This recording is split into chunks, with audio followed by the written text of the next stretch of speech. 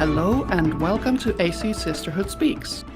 I'm your host, Six Keys, joined by my co-host Lorena. Hi. And our special guest for today, Betty Robertson. Hello. Betty was one of the writers on Assassin's Creed Odyssey and Valhalla, and recently worked as narrative designer at Blackbird Interactive. It's great to have you, Betty. It's great to be here. Go Sisterhood. Go AC. Yay! Betty, your profile mentioned that you are also a writing mentor. Can you tell us a little bit about what that entails? Sure thing. Well, mentorship is, in its way, it's always fostering new talent, people who want to get into the industry, people who just want to know what the industry is about, and frequently, come to me with questions, whether in person or online. I'll get some DMs being like, "How do I get your job?" And I'm like, "Oh, okay." And so I've gotten pretty good at this spiel, which is, to become a game writer, it requires a lot of things. And actually, some of those things are probably going to change due to COVID, because my biggest advice for people was location, location, location. You can make the kind of connections and networking you need to make in the online sphere through Twitter, but really the best way to network with people is in person. And so being in a location where there's a lot of game development opportunities really is going to help you get your foot in the door. Which I might be jumping ahead of myself on the mentorship stuff. So to bring it all back to that, I mentor people who want to get into game writing when I have, both the physical and, mental time and space to do so. Thank you. So it sounds like for you that this is a very sort of casual mentorship, that it's not really a sort of structured program. And I guess my question, we had talked to Kim Belair about the importance of mentorship. So when I saw that, I was just really interested, are mentorships for video game writing often structured programs, or is it a lot like what you're offering, the sort of casual openness to giving people advice? Myself, I offer the casual openness to giving people advice. When I work with the program Pixels, which is what got me into game writing and has gotten many people into game writing, through that experience, through portfolio building, through building connections, we do a much more structured approach. But in my own time, I don't really have the means or the time to create that kind of structured approach with every person who wants, some advice from me or a chance to kind of get to know a little bit more about the industry. So the best that I offer people is I can take a look at your portfolio, I can give you some pointers, I can tell you kind of where to look in your direction, but I can't necessarily, guide you down the river in the full every step of the way. I still think that's really great. I think it's so hard to find really good mentors out there, and I think it's really great to see people offer that sort of help when they're able to. So you also had mentioned that the pandemic is sort of going to affect the landscape moving forward. Has it impacted people's ability to make connections or to maybe find someone to help them? I mean, imagine everyone's sort of worn a little bit thin right now and doesn't have as much energy for outside activities. What are some of the ways that you see the pandemic sort of hurting people's chances of advancing? Well, I think it can hurt, and it can also be a bit of a boon. Because so many studios now are open to working with remote talent. And before, that was kind of a thing that people weren't really willing to do, is that, you had to be in the place, in the city where your studio is, and you had to be physically there in the office in order to get that job. And so a lot of studios kind of struggled to find and maintain talent if they weren't in those industry cities themselves. So if your studio is in Ohio, you might not have the same talent pool than if your studio was in Montreal, San Francisco, Paris, any of these kind of big industry cities. Same goes for people who don't live in those big industry cities and are trying to find their way into the industry. So people who like always wanted to work for EA or Ubisoft, but don't have the means or the ability to move to where those studios are located, might have more of a chance of getting into that talent pool because of remote working through COVID. But at the same time, if they don't have somebody to vouch for them, if they don't have that industry connection, it's harder to make that connection. I mean, especially even if you do live in the same city, you can't go to all of these industry meetup events. You can't like make yourself known and have people there to like vouch for your talent and your character. That's really interesting. Thank you so much for sharing that. Yeah, so anyone out there who's interested in this industry, don't lose hope. Keep at it. There are people out there willing to help. People like Betty. Thank you so much. Oh, of course. Yeah, everybody wants to help. It's just that everybody thinks they have much more time than they do. It's like, yeah, I definitely feel that. I can absolutely do that. And then 6 months go by and it's like, oh no. I think that's a mood for everyone. Yeah.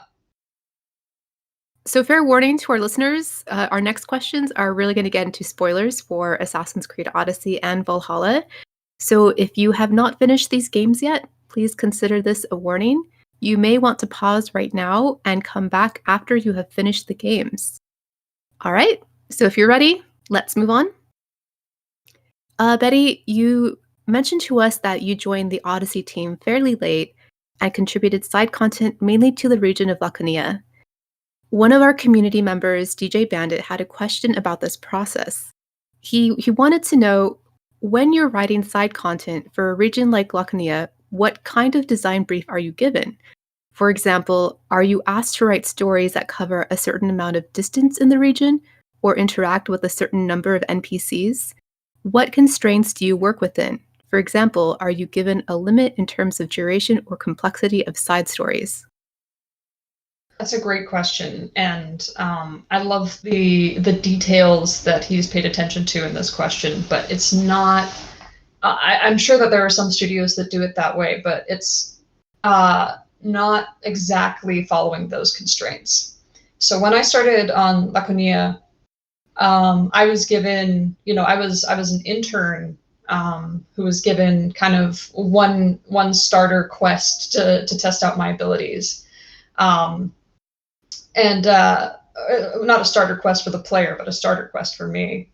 And it was this one where there's a farm, and on this farm, the head of the farm, the farmer, if you will, believes that her helots are conspiring against her, and that they're no good.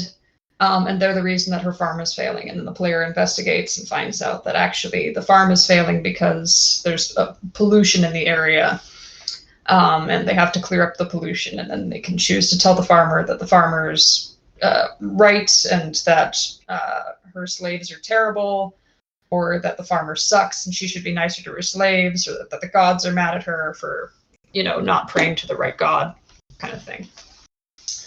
And the kind of like, I was handed this story. The story was already come up with by, I believe, the associate narrative designer, or a narrative director rather, on the project, who was from Montreal. That was Matt Zagarak. And if it wasn't you, Matt, I'm sorry for name dropping you. But it also could have been narrative direction from any of the narrative directors on the game. So that could have been from Mel, or it could have been from James. And, there was somebody else who came up with the story. So the story direction wasn't my direction. I had to execute it working with the mission designer. And now mission designers and quest designers, they're the same thing. It just depends on the studio that you go to. And I believe it was, I worked with a mission designer, Simon Ayers, who has been on every AC title since the first one. He's been on it since AC1. He's just a great mission designer. And so he and I worked together on deciding like the best method of gameplay, how best to like kind of show the story that we wanted to tell with the gameplay blocks that we had. And this is where a lot of narrative design lives, which is how to like make sure that the story itself is gameplay. But like, to go back to the question, and I realize this is kind of gone off track, but there is a point. The constraints that we work with are mainly budgetary. And so like, it's not you have to talk to a certain number of NPCs. It's more like you can afford to talk to this many NPCs. Tell the story with, for example, 3 people, because that's how many voice actors we have set aside for this. Now, Ubisoft is a studio with a huge budget, and so we didn't get dinged on our NPC count very much, but that is something that comes up a lot in game design. It's like, how many actors can we afford to have for this at a time? Okay, we have this many, work with this many. That's the constraint. And then, yeah, the gameplay just had to be something that the player could understand, that the player could solve, and that like fit in the general theme of the story. That's actually really interesting detail, like on a technical level. I wouldn't have imagined, taking into account the budgetary constraints. Mm-hmm. A lot of the time, there is this belief, unfortunately, with gamers that everything that is done kind of poorly in a game is due to malice on behalf of the devs, or, Yeah. a lot of the time it just comes down to budget. Like, oh, we had to cut this much of the game because we can't afford to make that much of the game. And we might have loved the parts that we cut. And, people put in their best work, and that best work isn't going to be seen by anybody. Like, it's on the cutting room floor. But at the end of the day, like, we have to make a video game that can be shipped to shelves on this date. And you got to kill your darlings for that. Do you know if the quest that you worked on as an intern, did it make it into the final product, or? Oh yeah, you can go and play that game in Odyssey right now. It's been a while for me since I last played Odyssey, so I don't I don't remember that particular quest. Yeah, well, I mean, there's so many quests in Odyssey that Yeah. I was just happy to be a grain of sand on that beach. It was an impressive amount of content. Yeah.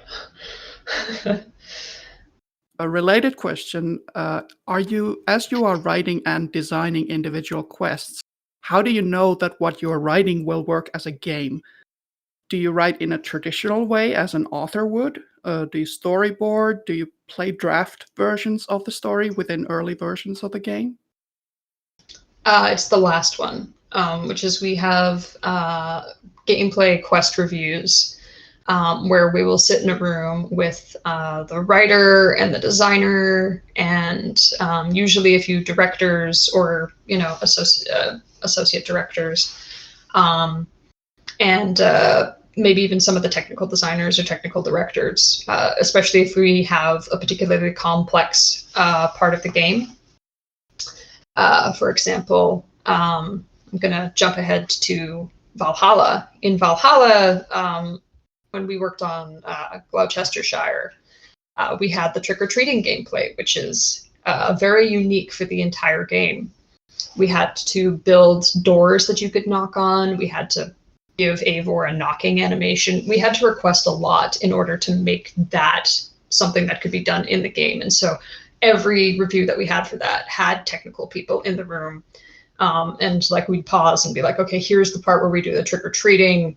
This is a prototype of what we think it should look like. And we had to go through several versions of that. Same with the story, which is that I will write a first draft version of the story, which is usually just like the basic story direction. My personal thing is that I always write the first draft as like a jokey version of the story, because nothing sounds good in robot voice. And it's always, fun to make people crack up in the first review meeting, which is, for example, I am clearly not a villain, ha ha ha, I am your friend. And then Eivor says, oh, I believe this guy. You seem like a nice dude, Ivar the Boneless. And then, continuing on the story through that, just to kind of make sure that we can check for pacing. Because if a scene goes on too long, then it's like, yeah, this feels like it drags. We're going to lose players' interest here. And then after kind of like the jokey blocking in version, we have the first version of the story, which is usually where we get to check more of the time pacing. And then we go through a number of reviews and edits and be like, this conversation isn't working for me. Sometimes details in the gameplay will change. So like a conversation, walk and talk that, for example, Eivor is having with Stowe about this thing might need to be changed because actually you don't talk to Stowe about that because you do that gameplay with Urke. So, you have to seed in the conversation with Urke somewhere later. And so like a lot of it is just kind of like reacting to everything else that's happening in these early builds. And ideally we all kind of coalesce and come together to make the best version of that quest that, plays well, it reads well, people aren't confused, it's fun, it's exciting, and it's pretty. I was actually laughing about like the part where like the robot voice. Yeah, I don't know if all studios do it. A lot of studios do it where they'll have kind of like a Microsoft Sam voice talking. And so it will be like, oh no, 'tis I, an ignoble death. But in a robot voice. You are the love of my life, Eivor. I want to just be friends. It's a little bit like animation, like animatics. Like sometimes they don't always have the audio. So I remember seeing like there was one animator who used like his actual cat for like a cat sound. Yeah, I was fun fact about that. Mickey Mouse's original voice was just a stand-in voice that Walt Disney did that they ended up keeping. Yeah, I remember hearing about that. That actually what you mentioned about having like a jokey take on the story first leads nicely into our next question from DJ Bandit about Odyssey. Odyssey has a central story of Greek tragedy where Cassandra's family is destroyed, but there's also plenty of humor throughout. How do you balance drama and humor to ensure the player is never left confused about how they're supposed to be feeling? The kind of the twin sons of Pathos and Bathos. Now I'm going to unfortunately quote. See, there was this film director in like the 90s. Well, he was a showrunner in like the 90s and 2000s. Directed like a few low budget movies. One of them was called like The Avengers, I think. Anyway, his name was like Josh something. But his method of storytelling with his show Buffy was, you show people the saddest thing that you can, and then you crack a joke. And I feel that there needs to be that kind of release in fiction, which is that you can pack an emotional wallop, but if you push it too far, it goes back all the way back around into being like this kind of melodrama that people can't really relate to anymore. A person can only like cry and wail for so long before people get uncomfortable. And so like that is the moment where you put in the brevity, where you put in like the joke. And then, same goes for comedy, which is that if everything is like silly and lighthearted all the time, then there are no stakes. And so like having a moment where everything is light-hearted and then pulled back down into that moment of being like, oh shit, there are real consequences to what happens. And one of the best examples that I can think of for this right now is the animated Mulan from 1998, where they're singing A Girl Worth Fighting For. And it's this very upbeat, silly number, and then they arrive at the battlefield and they find a complete massacre, and there is no more songs for the rest of the film because that is how much it like brings down the tone. It's like, oh, this is very serious. How do you mentioned that you have this like robotic voice at first reading these lines. How do you sort of start peeling that back, since you're still having to work with that, I assume, for quite a while? And you still have like these humorous lines, but you have to kind of start chipping away and making them a little bit more in line with the drama and everything? How do you sort of balance that? Well, it comes down to like the review of like the directors, the lead writer, but also like if I can tell a joke and it lands in robot voice, I know that's a good joke. For example, in Gloucestershire, when Eivor is trick or treating, the "my cakes" line got everybody to crack up every time. And so like that's how I knew we have to keep that line. But yeah, when it comes to like the drama of the story,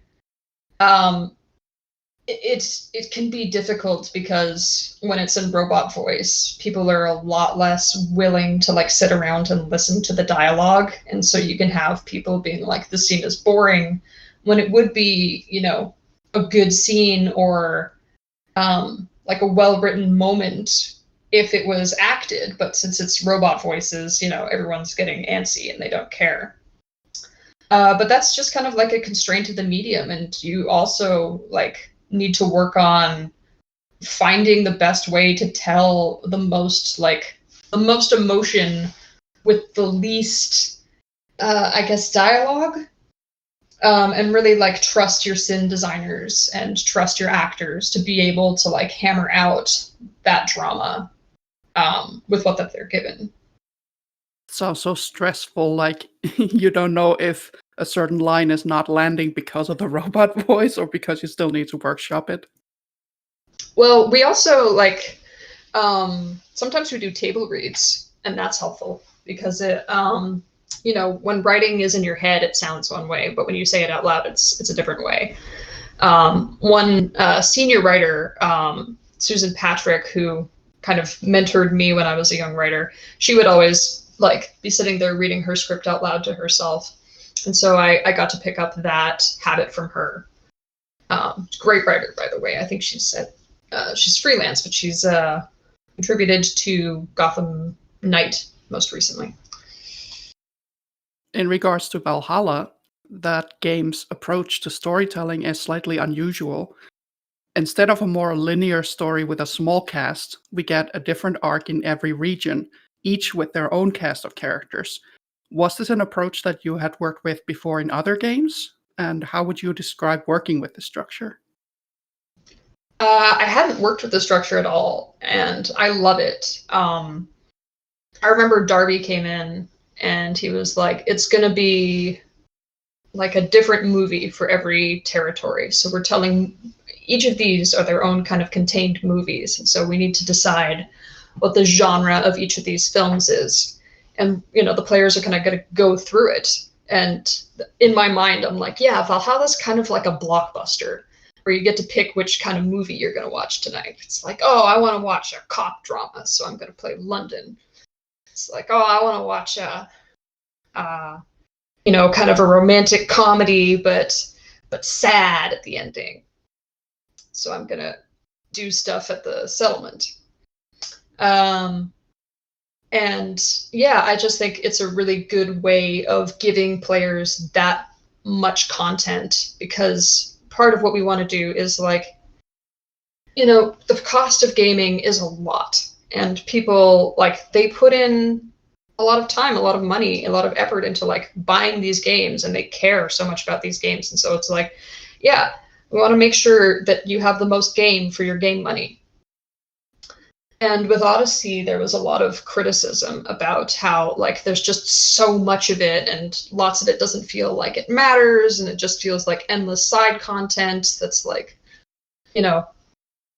very silly, or like not following like the core AC lore very much. And like I love Odyssey's tone. I think Odyssey is fun. It's a romp. But people's critique on that was valid. And so for Valhalla, we wanted to have a much more kind of structured feel while still giving that content. And so like having like, yes, each territory, everything is kind of connected to the theme of that territory. And like it has one concrete story that you follow from beginning to end. And then you come back to the settlement and you do some stuff at the settlement, and you get It's like, okay, I've got that under control. I'm going to go to Jorvik now. Oh, okay, I got that under control. I'm going to go to Sussex now.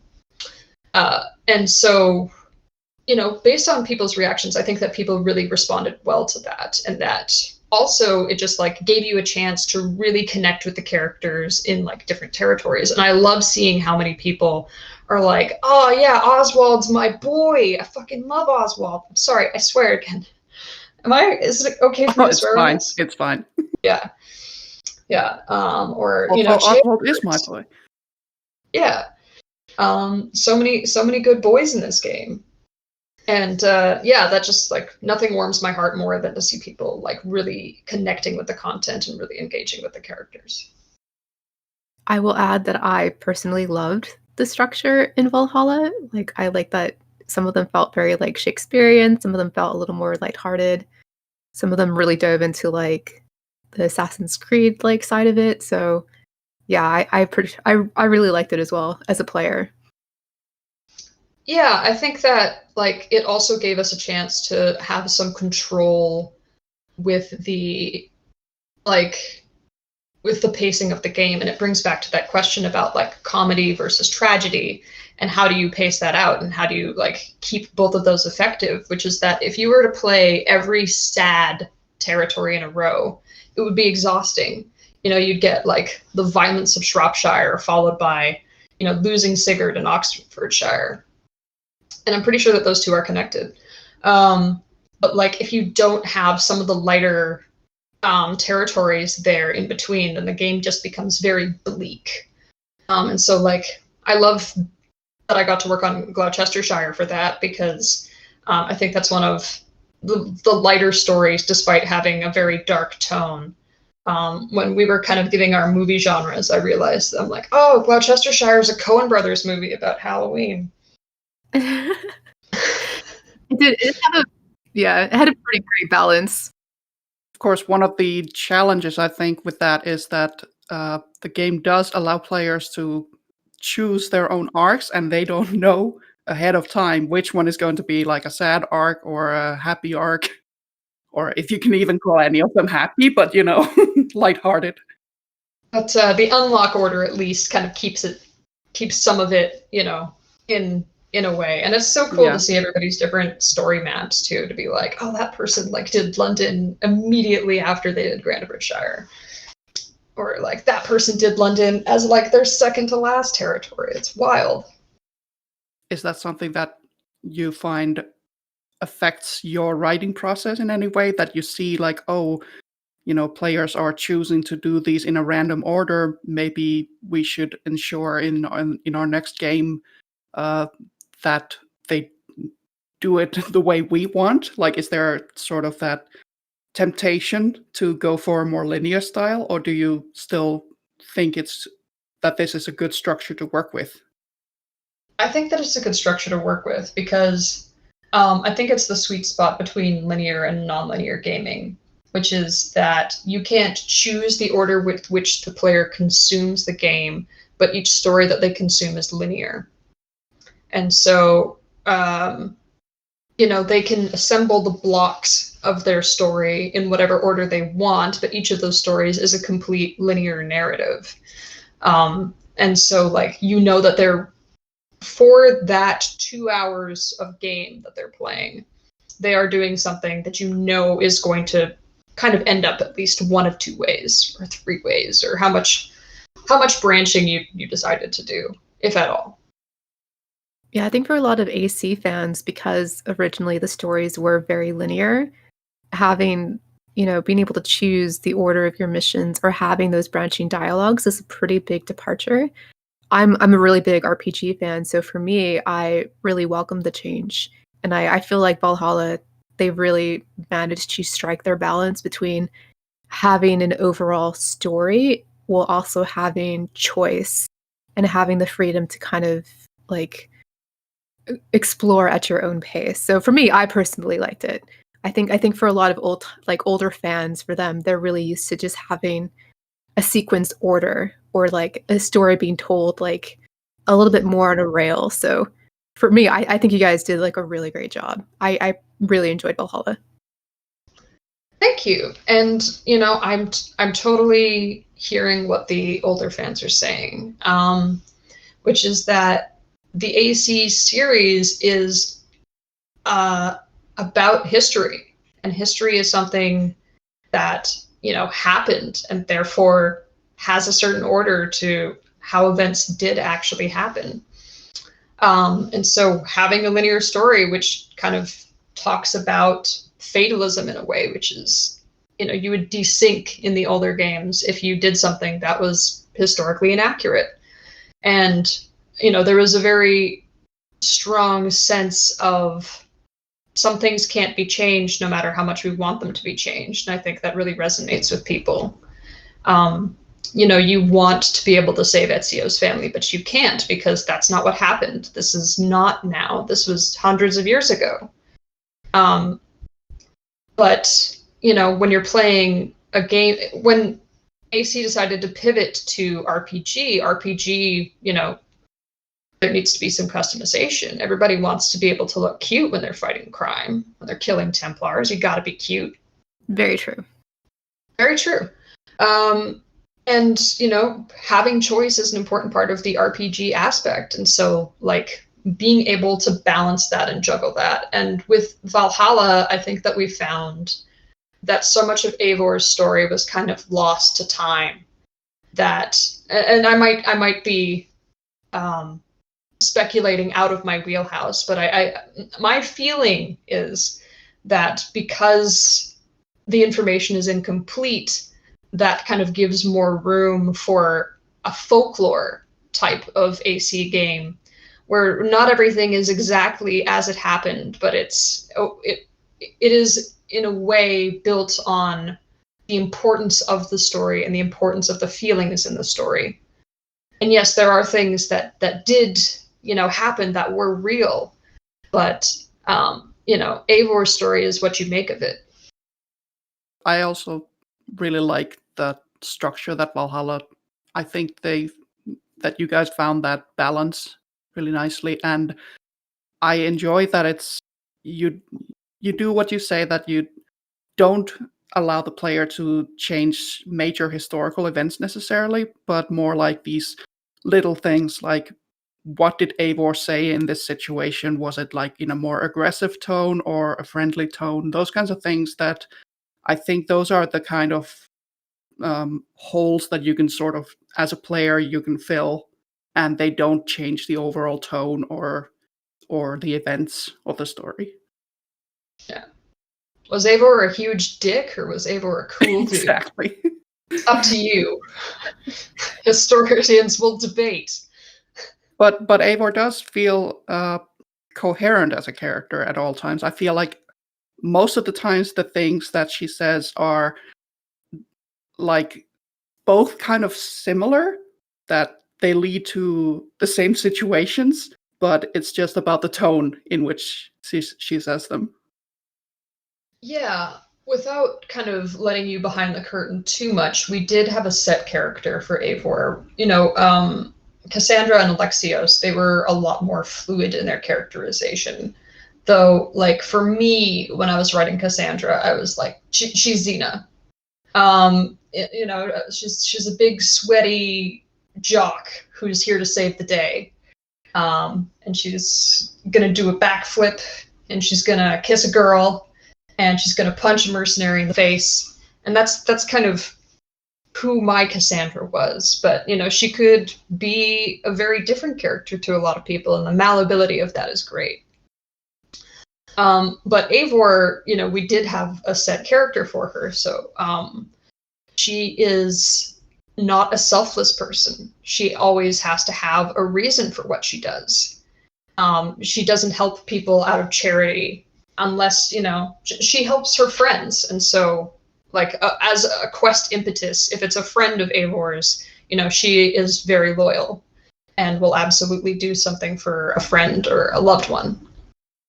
If it has to do with honor, if her name has been tarnished, if it has to do with, building her own alliances and her own connections, that was one that we turned to as well. But I was always interested in kind of the smaller character parts of Eivor. Like I remember probably irritating Direction being like, okay, but what does Eivor, like, what is her biggest, dumbest weakness? Is she unable to see a cat without like sticking her face in its belly and going like does she passionately love cheese? Like what's her dumbest likes and dislikes? So what do you think is her greatest weakness? Oh, it's obviously cats. Obviously. It's obviously cats. I'm just gonna add that I would full on abandon whatever mission I was on if I saw a cat because I had to go pet it. Exactly. I mean, didn't everyone? They Well, should that's the have. thing. When they put the cats in game, I'm like, that's an Eivor character trait. She loves kitties, and it fits in with like the Norse story. You know, the background. Norwegian cats are an important part of Norse history and Norse culture, and women were given cats as wedding gifts as a way to like build their household and make sure that they had a strong household. Freya had a cat-driven chariot that she brought down from the heavens.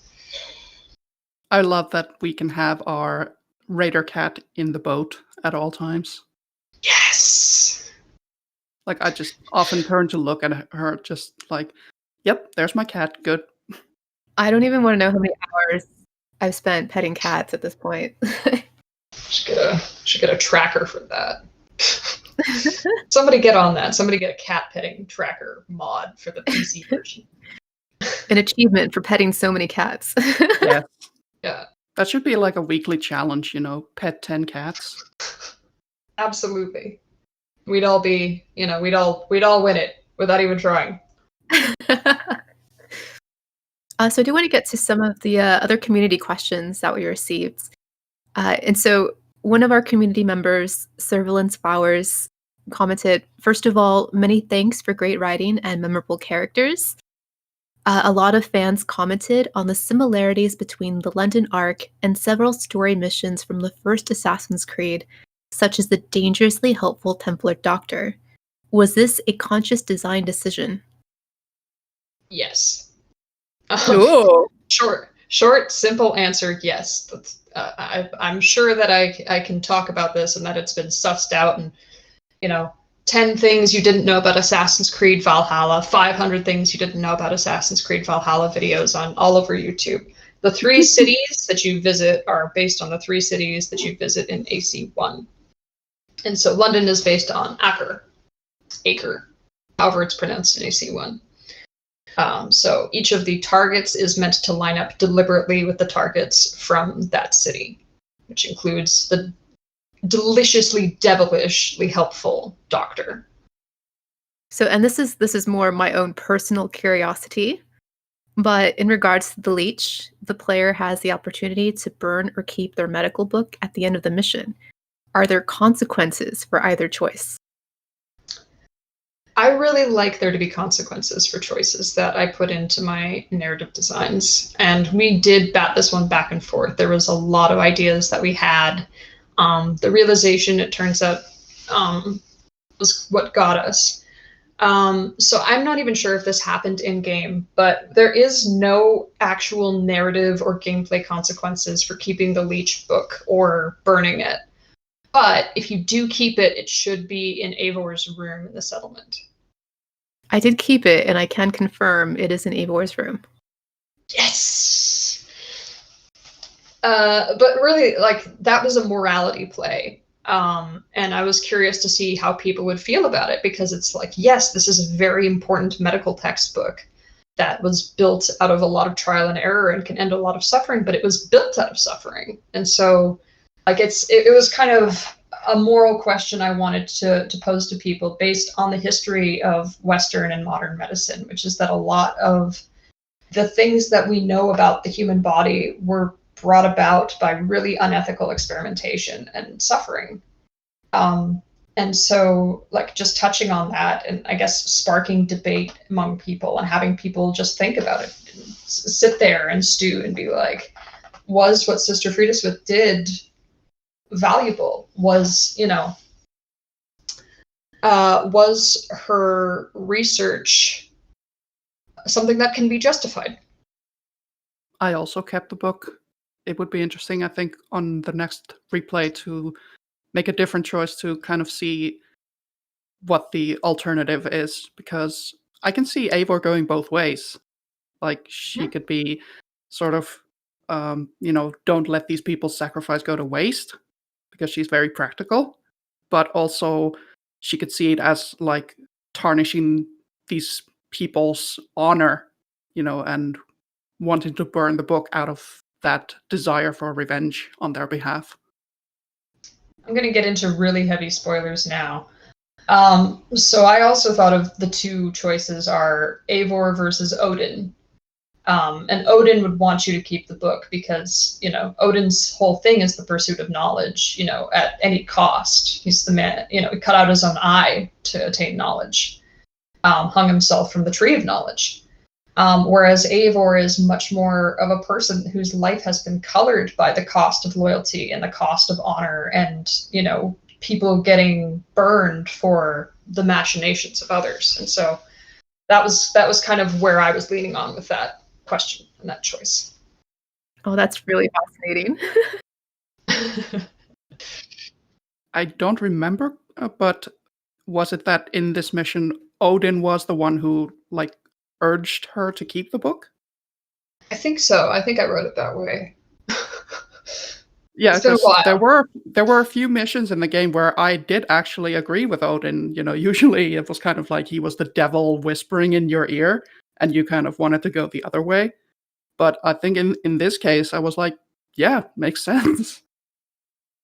Yeah, well, I think that Odin's a great character for that because, Viking morality was not Christian morality. And I think that, unfortunately, due to these histories being recorded by Christians, a lot of that kind of Christian morality play has been superimposed onto other people's cultures and other people's, mythologies, in ways that change how these gods actually were perceived and what these gods actually were. And so having Odin be not necessarily the devil on your shoulder or the angel on your shoulder, just that he is a god who whispers to you.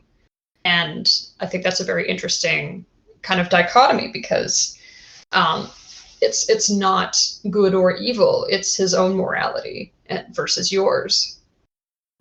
Yeah, I'm just gonna say that I was totally not expecting that whole spin with Odin. So getting to like the end, I was just like, I did not see that one coming. But I really want to replay the game now to like revisit when Odin shows up and what he tells Eivor. Like, I think it'd be really interesting to go through and do a second playthrough to kind of compare the two.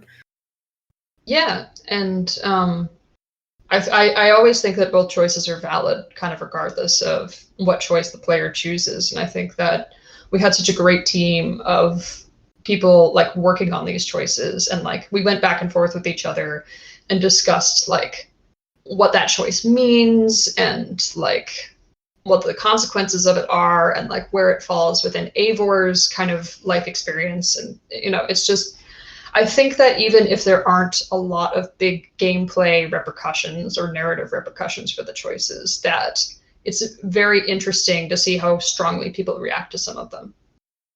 Well, you guys did a great job. I really enjoyed it. Oh, thank you. So I do want to get on to our next question. One of our community members, Malakas, had a similar question as Flowers. The beginning of the Gloucestershire arc seems to share some similarities with a storyline from Assassin's Creed 2. So when Eivor is accused of murdering Tudor, is that how you pronounce his name? I'm never going to be able to say that correctly. Tefter? Tefter, and had to wear the Mary Lud mask throughout the rest of the arc to hide from the guards.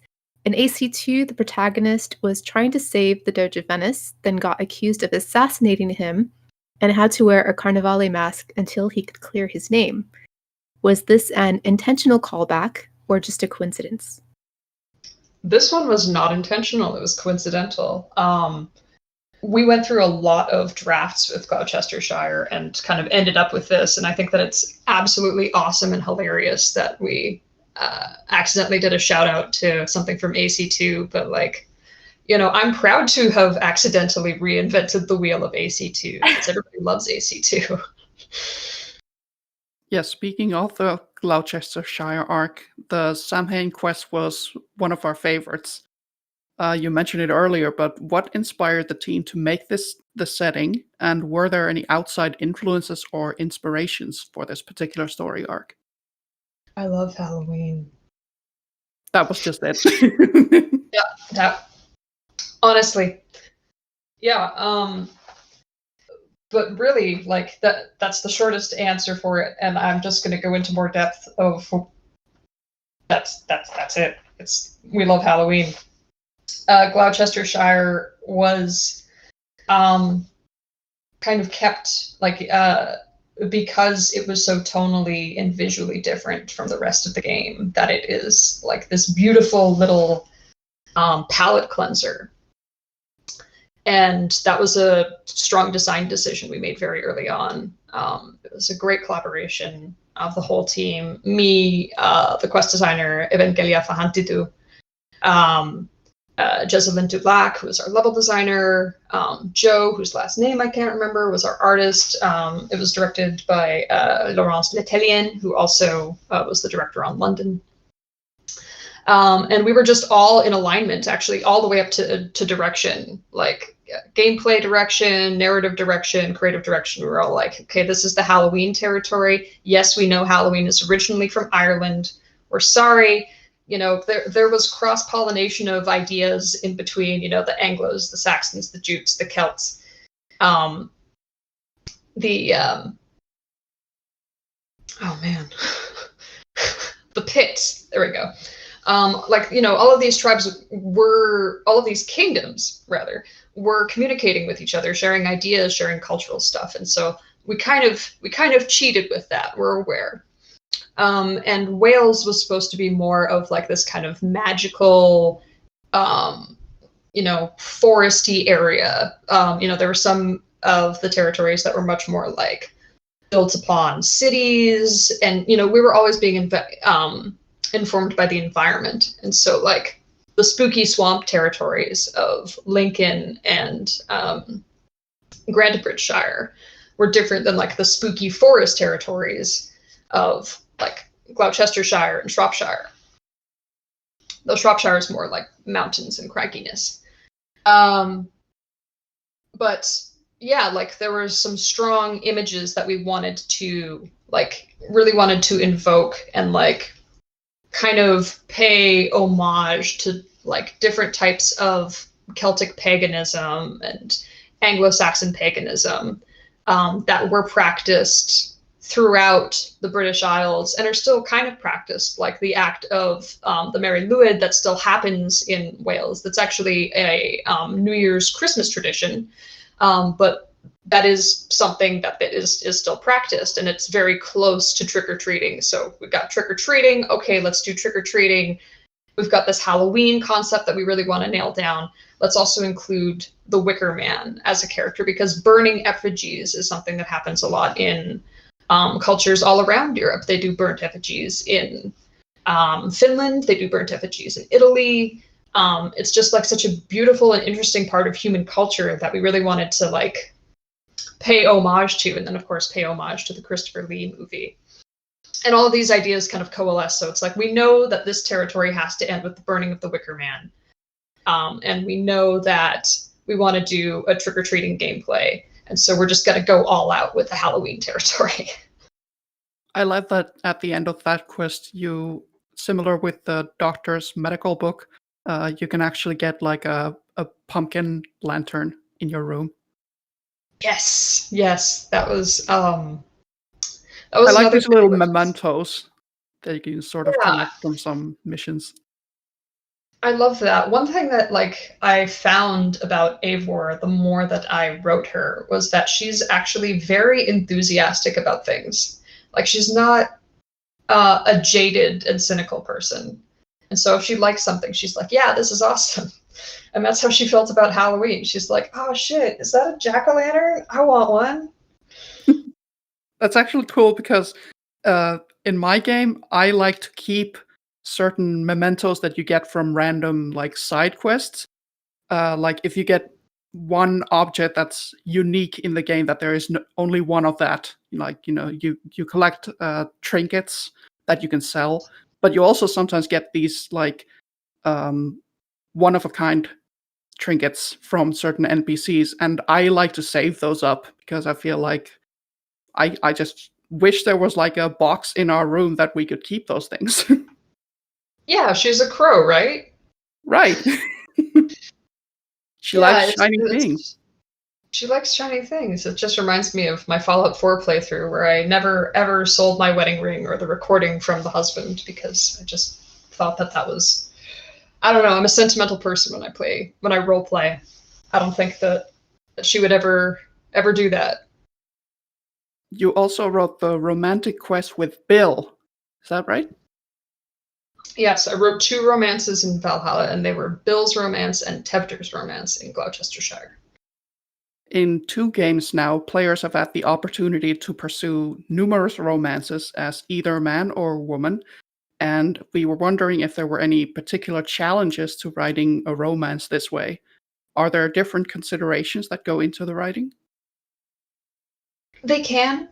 I think that like early on in the design decisions for romances in the Assassin's Creed series, the decision was to make all romance options bisexual. And I'm on board with that. I think that like that was something that really frustrated me with playing BioWare games, where it's like, oh yes, this is the character I want to romance, and then it would tell me that's like, no, this character is locked only for this sex, and I'm like, okay, fine. Yeah, so we didn't do that, but that also means that every character that you romance is player sexual and leaves out the ability for a character to have an explicit sexuality, which was ultimately like tied into why Stowe is not a romantic option, because Stowe is a gay man, and he is a gay man regardless of who you're playing as. And so if Stowe had been made a romance option, there would be the option for him to have a romantic encounter with a woman, which is totally a valid thing to do, but that's not who he is. And so that was why that decision was made. But in terms of writing a good romance, I think that a good romance is a good romance regardless of the sex or gender of the person. And I try to write romances that are very neutral to gender and sex, which is, in a way, kind of depriving myself of some tools in the toolbox. But I think that giving everyone the ability to experience kind of everything is a trade that you make for that. So, for example, if you were writing a romance that is 2 female characters, they might have a very different dynamic than if those character, one of them was a man. You kind of lose some of that in the direction if you're making just like a romance that works for either sex. And so it can be, or either any gender, any sex rather. And so like a lot of that detail can be lost, but I'm hoping that the players kind of fill those details in with their heads. Like I can provide you guys with a script and an idea. These 2 characters, they get along because they both have a shared interest in cooking, and so they have a cooking date, and they end up having a flower fight, and that's the romance between them. As opposed to, if you knew every single thing about each character, you could break down their personality traits into like this much more personal experience, but we're not making like a singular personal experience. We're trying to make something that has a broad appeal to everybody. Okay, now I want a flower fight in these games. Get on it, like Ubisoft. Just like straight up combat. I believe you also wrote the line that Eivor says at the end of each arc, and now it seems the wind calls me back to Randvi. Were you asked to write a line referring to Randvi specifically, or was this something that you came up with on your own? This was an organic thing that happened. So it was pretty late in the game because Gloucestershire was one of the last regions that we locked. and Darby was like, "Hey, we need a return to Ranvi line for Gloucestershire. We're doing return to Ranvi lines for every territory." And I was like, "Okay." So I just wrote that. That was what I came up with. Was now the wind, it seems, has returned me to whatever the line is. So I wrote that down, and then Darby read it and he's like, "Oh, that's really good. Let's just use that for every territory then." I'm like, "Oh, awesome." And then Cecily read it and she does such an amazing delivery of that line. It's so Yeah, warm. exactly. You feel every emotion that is shared between Eivor and Ranvi. I haven't heard Magnus's version. I'm sure it's equally lovely. But that just always gets me. I'm like, "Oh, I wrote Yeah. that." It's so soft. I've heard a couple people comment too that the line changes if you romance Ranvi. That Oh, Cecily managed to even put a little more affection into it, which I think was very impressive. oh, that's so good. She's amazing. She's lovely. I'm sure you know. Oh yes, I loved her performance. It was so nuanced. I feel like Eivor is probably one of the strongest Assassin's Creed protagonists because of her performance. Oh, absolutely. The performance from the actors in Valhalla just blew me away all the time. We had so many talented actors working under amazing constraints as well. Like a lot of the actors spoke English as a second language, and we're struggling with words that were in Old English and Welsh in some cases. That actually popped up a lot in Gloucestershire, which was, we'd get notes being like, "They can't say this word. Can we have a more anglicized version of it?" And I'm like, but the Welsh people are going to be upset that we're butchering their language. And they're like, "Betty, the actors need to be able to talk." And so, just slipping that in there. If you're a Welsh person and you were bothered by our butchering of the language, I'm very sorry we tried. I'm very impressed to whoever decided not to translate some of the characters' lines for us, so we're just as confused as Eivor. I felt like it definitely helped my immersion in the game. That was a very strong directional choice, which is that it just feels very. At least this is my perception. I'm not putting words into anybody's mouth. It's just I'm glad that we've made that choice because it always feels cheesy to me to either have like one of those moments where like two characters who don't speak each other's language is like pointing to different things and like saying what that thing is, or like being like, "Me, Eivor," because that's really hard to do in video games, and it's kind of like, it's been done to death by like a million different things. And the other one being like, two characters don't speak each other's languages and then are like just immediately switching to English and being like, "Oh, hang on, we both have this common tongue that we can converse in. Hello." Yeah, like yeah. people in Finland magically knowing English before anybody's even been there. Yeah.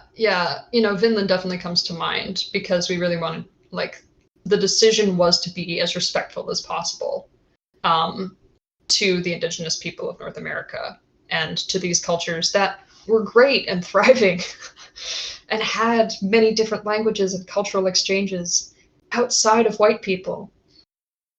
I absolutely love the Vinland arc. And the fact Same. that you really do feel like an outsider because you can't understand what they're saying.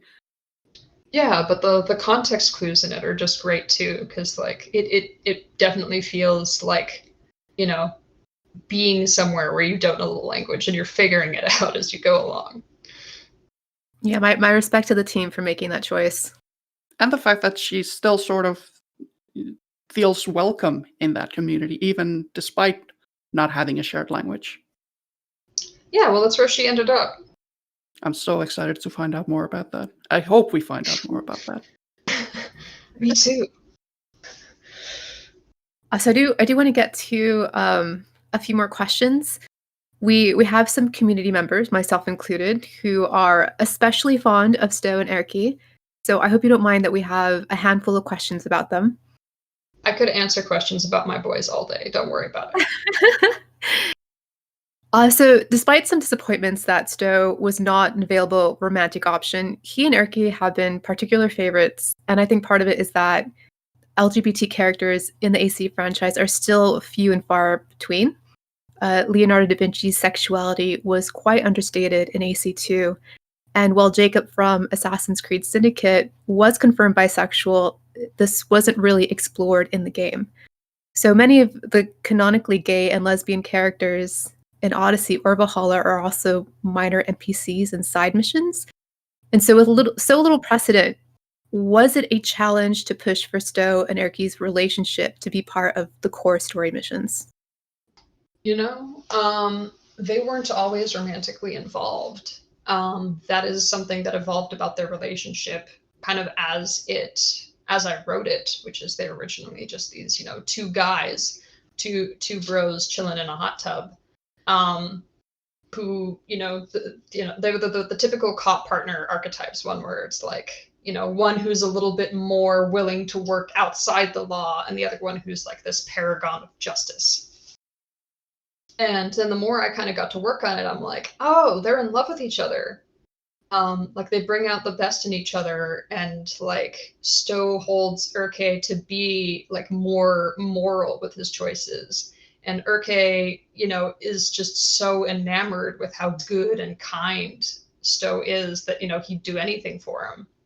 And I thought that that was just a very sweet dynamic for them to have. And so I did present it to Direction, and Direction was like, yeah, sounds good. You know, there wasn't any pushback with that. In fact, like as we were kind of pitching ideas for what the kind of post mission, you know, little catch up with the boys is, the idea of them getting married did come up, but we didn't actually end up having the ability to do justice to the kind of wedding that the boys would deserve. And so we just had like, oh, we fixed up the villa and we're having a little party, come and visit us, Eivor. But in my mind, you know, they did get married and lived long, happy, healthy lives together. Is there actually a party in the game? Oh yeah, well, like if you get called back to London after you complete London, and you know, you meet with Erke and you have a conversation with him on the way, and then he takes you to the governor's villa with Stowe, and it's a very lame party. But I missed that. Oh, you missed it. You can watch You it get on a YouTube. letter. I did get a letter, but I thought it was just a letter. No, you have to actually go back to London and go visit the, like, remember the building where the murder originally took place? They clean it up and they throw a party. Aw. You have to go look it up, Jess. I love I that do. part. It's I'm great. sad I missed it. I think there were a few things like that in the game that you can actually like exit the Animus also a few times to get new dialogue from Sean and Rebecca, but you are not given like a prompt to do that. You just sort of have to do it after each arc. And I didn't realize that until someone told me. Yeah, we wanted to be a lot less handholdy with this game, and so like there's so much missed content. Yeah, I think that there's a balance to be struck with that. It's difficult to sort of plan for that. Yeah, but actually every arc is supposed to have an epilogue. I had a tendency to just go back to territories to explore, so I kind of found them accidentally. But yeah, it's also a good reason to play it again. Yeah. I totally will. Okay, I have a few more questions. Malakas asks, why does Erky call Stowe Sparrowheart? Is there a backstory for this cute nickname? Well, you know, I guess it's my own way of referencing Howl's Moving Castle, which is the end of that, at least the English dub of the Miyazaki movie, which is a lot of specifications to make, but there is a book, there is a film, there's a Japanese version, there's an English version, there's various dubs of it. But I believe at one point, character is holding another character's literal heart, and you know, she says it feels like a little bird, it's fluttering. And it's just such a sweet image for me, like, you know, that somebody's heart is so soft and tender, it's like a little bird. And so, you know, just to specify it, it's a sparrow, you know. Stowe's heart is so soft and fluttering, it's like the wings of a bird. That's adorable. You can't see it, but I have a big, like, goofy grin on my face because I love them so much. Aww. Yeah, same. I do too. And you mentioned on Twitter that Stowe's family immigrated to England from Morocco, which to me was very interesting. Are there any other details about his background or backstory that you're allowed to share? Sure thing. Yeah, I don't know how much of this got into the game, so I apologize if I'm repeating stuff that everybody knows. But yeah, like Stowe is deliberately not white. Um, his grandfather was a merchant who immigrated from Morocco, met his grandmother in London, had Stowe's mom. Stowe's mom and dad didn't get married. So when he says that he's a bastard, that's why. But it wasn't a poor, series of events that led to him being born, and then his mom passed away among many Viking raids or plagues or whatnot. And then he was raised by the church, got in a lot of trouble for fighting, because he just cares so much and he doesn't like bullies. And so he would always get into fights that he couldn't necessarily win, but it's what made him big. And then he made the acquaintance of Governor Trigger or Truger, who is also a Viking whose his background is Algerian, actually. And he saw, in Stowe a kid who needed kind of a parent mentor figure, and he chose Stowe to be his kind of guy from London who knew everything about London. Whereas Urke is much more involved in the goings on of Bodelsburg, which was one of the kind of other areas of London.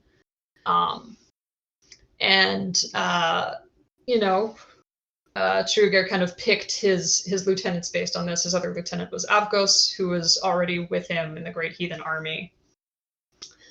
And he was like, okay, this is going to be my little posse, my little squad, and I'm going to give them each chunks of London to look after, and they'll all report back to me. And that of course backfired on him. Stowe, he didn't really have a family growing up. He grew up in a monastery, and so he really latched on to this idea that the four of them were a family together. And Truger knew that. He knew that he was a father figure to Stowe, which is why he kind of hid the worst parts of himself from Stowe, because he didn't want to see the disappointment in Stowe's eyes. When he found out that Truger was a frequenter of whorehouses and a philanderer and all of that. And then Urke, who was absolutely smitten with Stowe.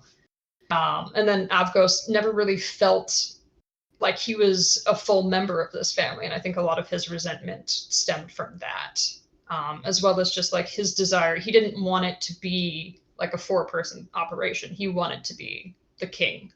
And that was something that also created a lot of friction in his relationship with the other order members, because, they weren't a team. He wanted to have the Avgos show all the time. I love all of this. Thank you so much. Yeah, same here. This is all really interesting. And I can expect a flood of fanfics based on all this information. Excellent. I'm looking forward to the fan art. I legally have to say I cannot read them. But if I did, I would definitely not leave anonymous comments being like, you got this characterization a little bit wrong. I'll just at you when I find fan art. Yeah, please do. Please send me all the fan art. I think we all became very attached to our characters and our territories, and so anytime I see something involving Grant of Bridgeshire, I send it to its writer Olivia Alexander, and back and forth, vice versa. Is there anything that you can tell us about Urke's background? Urke is a middle child, and I think a lot of his personality is because of that. Just the fact that he always has to crack a joke. There's a very kind of attention-seeking element to that, in that he both doesn't want to be seen as attention-seeking, but he always wants attention to be on him.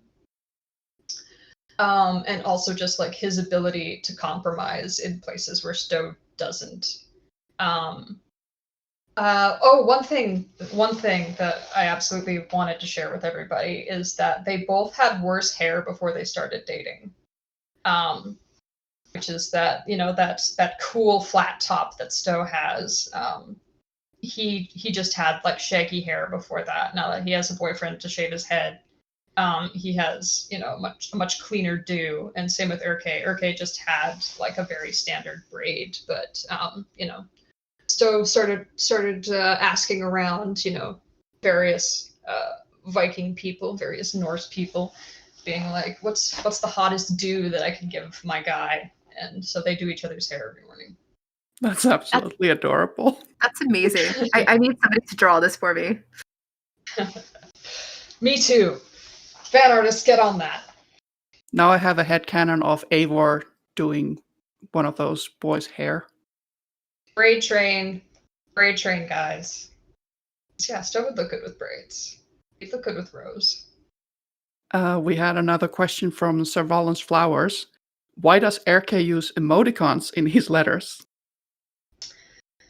Because there was the question of whether or not I could draw a more medieval-looking smiley face on the letter, and then just like it took too long to ship the game, and or it didn't take too long to ship the game. I was just too occupied with other things to see if I could draw like a more medieval-looking smiley face, and so the emoticon was a shortcut.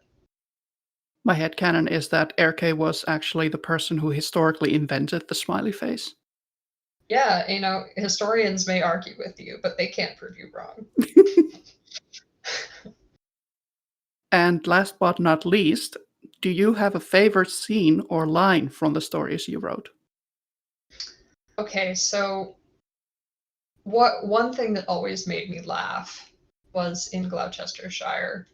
You know, Eivor goes all the way kind of across the territory to go and confront Cunan, and like, you know, goes through all of these, you know, different tasks, and then gets there into the, you know, confronts him in this church, and he's like, wait a minute, you left Tevder with Modron? Dude, she was the one trying to kill him. And like the original script had Eivor just like a long pause, but fuck. And then, you know, smash cut to her running across a field being like, Tevder! Tevder! And that always really amused me. I think that the plot of Gloucestershire is very funny because of all of the miscommunications. I don't remember how they handled that in the actual game. Like, did it make it in like that? I hope it did. It didn't make it exactly like that, but emotionally it did.